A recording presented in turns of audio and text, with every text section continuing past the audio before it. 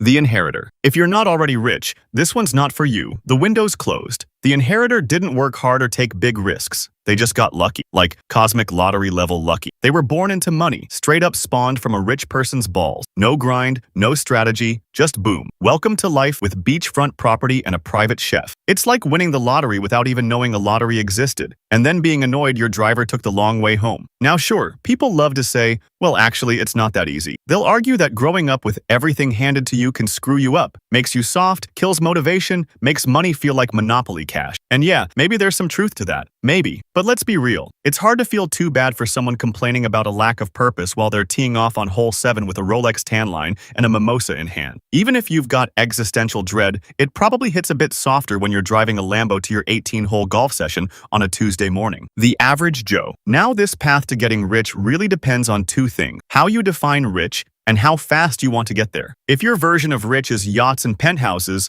this probably isn't it. But if rich means financial stability, owning a house, and not crying when you check your bank balance, then yeah, this could work. The average Joe plays it safe. He goes to school, follows the rules, maybe stresses over math class more than he should. Then he heads off to college, racks up a student loan or two, maybe does an unpaid internship where he learns how to fix the printer and get coffee. But eventually, he lands his first real job with a salary and benefits, and starts the long climb. Over the next 40 years, Joe chips away at that ladder, promotion by promotion, tax return by tax return. He might not get rich fast, but he gets richer slowly, steadily, safely. And somewhere along the way, he buys a house, maybe gets a 401k, takes a few family vacations to places with all-inclusive buffets, and slowly builds a life that's comfortable, predictable, and secure. By the time he hits 65 and retires, the average American who followed this path has a net worth of around $1.8 million. That's not yacht money, but it's not nothing either. That's enough to live well, sleep soundly, and maybe even spoil the grandkids a little. It's the long game, but it works. Meme coin millionaire. You're 16. It's late. Like way too late for a school night late. You're in bed, lights off, half asleep, when your phone buzzes with a message from your mate. Bro, buy this coin, now. You squint at the screen, open the link, and see the name. Boner. You laugh. Of course it's called Boner. Every stupid coin has some degenerate name and somehow that makes you trust it more. You think about it for 2 seconds, shrug, and chuck in $100. This same guy got you into Fart Rocket a few weeks back and you actually made lunch money off it, so why not? You press confirm, toss your phone on the charger,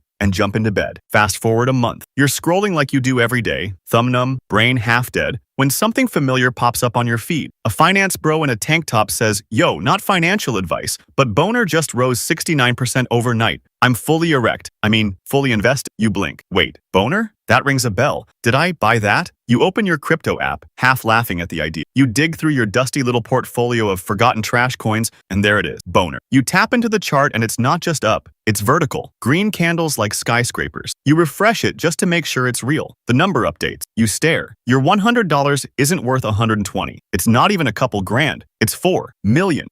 You sit there, slack-jawed, feeling like you just accidentally won the internet. And then it hits you. You are now a multi-millionaire because you YOLO'd into a coin named after a penis. You've peaked. There's no topping this. So naturally, you do what every financially literate teenage crypto genius does when faced with life-changing wealth. You immediately buy an M4. The entrepreneur. You've tried it all. Dropshipping? Failed after 3 months. A clothing brand? Launched it, hyped it, sold 3 hoodies, 2 to your mom. A TikTok growth agency? Didn't even finish the website. But through every flop, every awkward pitch, and every time you checked your bank account and saw 2 digits, you stayed locked in. You just knew something would eventually click. Not out of blind optimism, but because the alternative made your skin crawl. The idea of going to college, racking up student debt, and sitting in the same office chair for 40 years slowly rotting under fluorescent lights? Nah. Not for you. You'd rather starve chasing something real than be fed doing something dead. So you sacrifice stability. You ditch the comfort of a guaranteed paycheck, cut costs wherever you can, and start living on 2-minute noodles and black coffee. You work from a crusty laptop in your bedroom, teaching yourself code from YouTube tutorials and hacking away at random startup ideas until one of them sticks. And finally, it does. You launch an app that lets people communicate with their dog. Whether or not it actually works, debatable. But the marketing slaps, the downloads go up, and a big tech company notices. Suddenly, you've got an offer. $2 million. Just like that. Out of nowhere. After all the late nights, after all the failed side hustles and ramen dinners, you did it. You've made it. You're free. You could chill now. You could take a vacation, maybe buy something dumb and shiny. But you don't. Because the win isn't the money, it's the grind. The OnlyFans chick. Now this one might be the riskiest play on the list. Because if you fail at OnlyFans, there's no soft landing, no polite fallback. You don't just brush it off and slide quietly into a normal job interview. Nah, If this flops, you've literally posted your naked body on the internet for no money, forever. Like rock bottom kind of stuff. You are the bottom of the barrel, and the barrel is leaking. It's the modern version of putting all your chips on one hand in poker, except the poker table is public and your grandma might see. But let's be real, it's not all doom. There's big upside. The top 1% of creators are printing money. People like Sophie Rain, she reportedly made more last year than any player in the NBA. And that's the NBA. Dunking, sponsorships, primetime games, and she still out-earned them by dropping spicy content from her living room. So yeah, it's risky, but it's also insanely lucrative if you win. Here's the catch though. Making real money on OnlyFans isn't just about looks. It's marketing, branding, constant content creation, fan engagement, paid DMs, emotional manipulation, and somehow still finding time to moisturize. To make more than $20,000 a month, you've got to be in the top 1% of all creators in the world. That's Olympic-level digital hustling. And for the other 99%, they put themselves out there, raw and unfiltered, and the internet just collectively shrugs and goes, nah, we're good. The NPC. The NPC is the silent grinder. No flash, no flex, just pure discipline. You go to school, head down, do what you're told, then call it. Not because you're chasing a dream, but because it's what people do. You graduate, step right into a job, and from there, it's game on. You work every day, sometimes 2 jobs, sometimes 7 days a week. You don't complain, you don't party, you don't chase dopamine or spend money trying to impress people who don't care. You just work, quietly, relentlessly. Your life runs on routine. You never eat out unless it's with a coupon. All your clothes come from Temu or the discount rack at Target. You survive on rice, frozen veggies, and whatever protein was marked down at the end of the aisle. You budget like your life depends on it, because it kind of does. Every dollar has a purpose.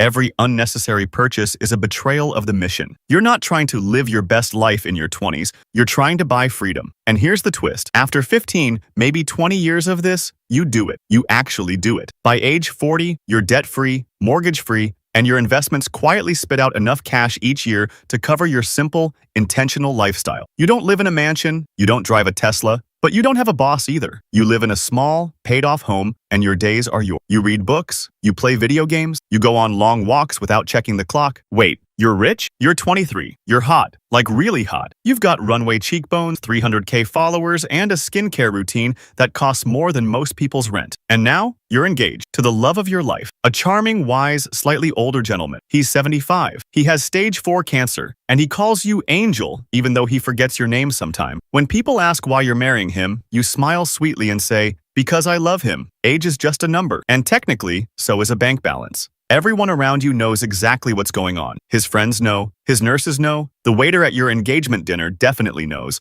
but you keep the act tight. When his adult children pull you aside and mention his $100 million estate, you widen your eyes and gasp like you just found out Santa Claus is real. Oh my God, I had no idea. Cue Oscar-worthy performance. They roll their eyes. You roll with it. This is a strategy that technically can't fail if you get to the finish line. No business risk, no taxes, no startup capital. The asset is already acquired. You're not investing, you're inheriting. But let's not pretend it's easy. You can't just Google how to find a dying billionaire. There's no blueprint, no mentorship group, no rich elderly men accelerator on YouTube. And when the will's signed, the final breath is taken, and the dust settles, congrats. You just pulled off one of the oldest wealth-building plays in the book. It's not glamorous, it's not ethical, but damn, it's effective. Just don't mess it up by crying too hard at the funeral. You've got a yacht party to plan. The Gambler. You walk into the casino, nerves buzzing, palms slightly sweaty, and the odds fully stacked against you. You hear the siren call of your favorite game, roulette. You make your way to the table, you slap your $100 down and pick black. The wheel spins, the ball clacks, everyone watches,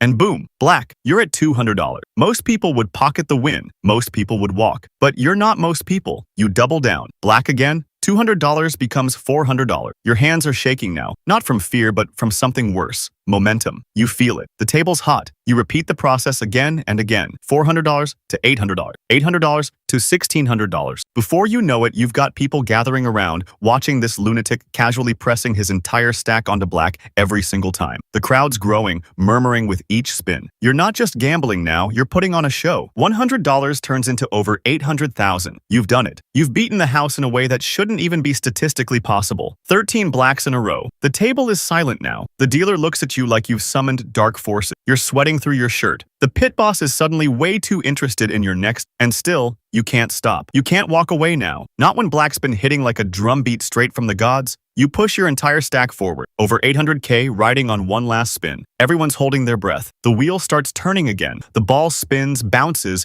hits the little diamond ridge with a sickening click, and dances around the edge. Your vision narrows. It feels like slow motion. It clinks, clinks, then drops. Black. Again. You just turned $100 into over $1 million.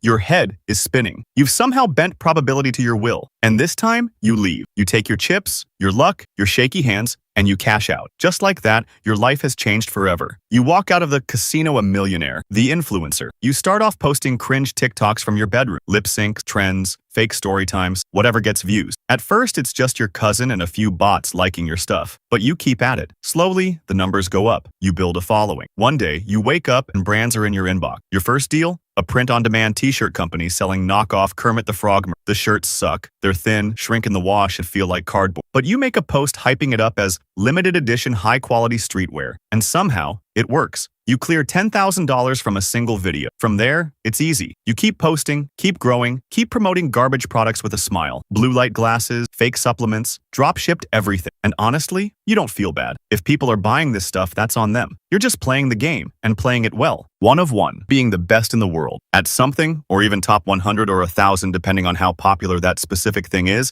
a sure way to make money. But there is a very big range here. Think about LeBron James, the GOAT of basketball. He made over $47 million in 2024 just from his NBA contract alone. Then he made another $70+ million from sponsorships and other things off the court. Think about that. Over $100 million in a single year just from being the greatest basketball player of all time. And no, Jordan isn't anywhere close. Now for an activity like pool, let's take Efren Reyes, who is supposedly the best pool player. He has an estimated net worth of $2 million.